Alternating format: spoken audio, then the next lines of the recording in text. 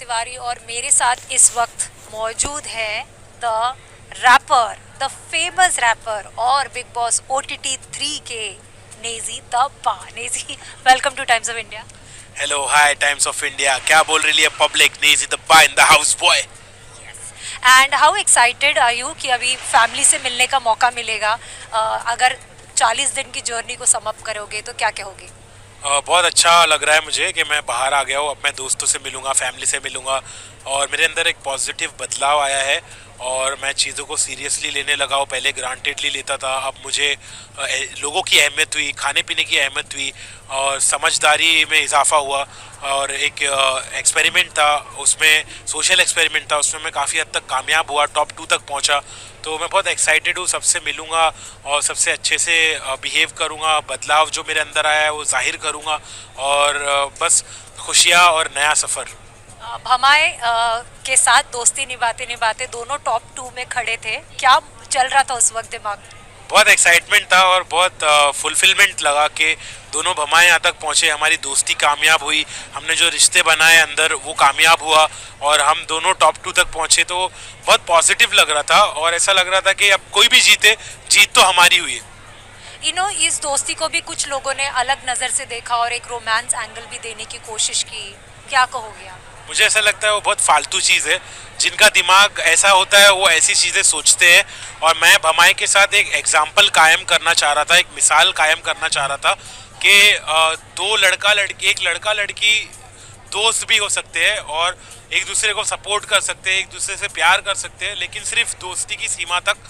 तो ये भमाई की मिसाल मुझे कायम करनी थी और काफ़ी हद तक हम उसमें कामयाब भी हुए। कहीं ना कहीं आप फ्रेंडशिप में थोड़े से फंस गए थे नेजी, क्योंकि सना भी आपकी अच्छी दोस्त थी लेकिन रणवीर भी अच्छे दोस्त थे। रणवीर ने कभी आउट ऑफ कॉन्टेक्स्ट कुछ चीज़ें कही जो थोड़ी सी अच्छी नहीं थी एक लड़की के लिए। आपको कभी ऐसा लगा कि रणवीर को वो नहीं कहना चाहिए था? हाँ, मुझे ऐसा लगा। मैंने भमाई को बोला भी कि मैं एक्शन लेने वाला था, मैं स्टैंड लेने वाला था, लेकिन मैं रुक गया क्योंकि वो मेरे से उम्र में बड़े हैं। उनको खुद समझना चाहिए ये बातें कि लड़कियों से कैसे बात करना चाहिए और लड़कियों को क्या बोलना चाहिए, क्या नहीं बोलना चाहिए। तो रणवीर भाई खुद इतने समझदार है, मुझसे उम्र में बड़े हैं, उनको इतना एक्सपीरियंस है, तो उनको ये बात खुद समझनी चाहिए थी, इसलिए मैंने उनको कुछ बोला नहीं। अरमान पूरे सीजन आपके हाइजीन के ऊपर सवाल उठाते नजर आए, अभी आप उनको कुछ कहना चाहोगे? आप टॉप 2 में खड़े हो।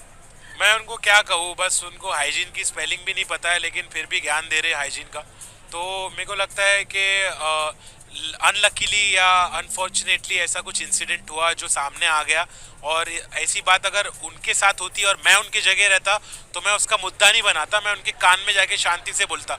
तो मुझे एम्बेरसमेंट फेस करना पड़ा, इतना ऑकवर्ड सिचुएशन हुआ। तो ये सब उनकी समझदारी की कमी है कि उन्होंने ऐसे मुद्दे को सामने लाया। गली बॉय के बारे में आप काफ़ी बार बोलते नजर आए कि it badly impacted your life कहीं ना कहीं। क्या कहना चाहोगे इस मुद्दे पे? And now do you want to show the real side of Naezy? Yes, of course. मैं एक नया फिल्म बनाना चाहता हूँ जहाँ पर मैं रियल स्टोरी बताऊँ। गली बॉय में इतना ज़्यादा फिक्शन था, उसके बाप के 2 रिलेशन दिखाए गए, उसके 2 रिलेशन दिखाए गए, हालांकि हकीकत में ऐसा कुछ भी नहीं था। मेरे अब्बा अम्मी हम लोग एक ही है और मैंने भी कभी डबल डेटिंग नहीं की, तो ये सब चीज़ उसमें गलत दिखाई गई, तो फिक्शनलाइज किया गया। तो उसके वजह से मेरे को थोड़ा साइकोलॉजिकल इफेक्ट हुआ। लेकिन अब मैं दूसरे स्टेट में हूँ, अब मैं उस चीज़ को पीछे छोड़ता हूँ और मैं लाइफ में आगे बढ़ गया हूँ, तो अब मुझे वो चीज़ इतनी बॉदर नहीं करती।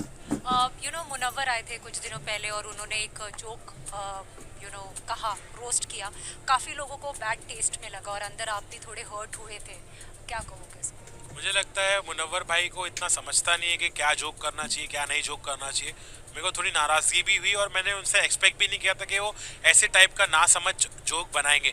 तो उनको थोड़ा समझना चाहिए। हालांकि मेरी उससे कोई ठस्सन नहीं है, मैं तो उसको माफ़ कर दूंगा, लेकिन अगर ऐसे जोक बनाओगे तो उसका सिला भी तुमको ऊपर वाला तो देगा ही।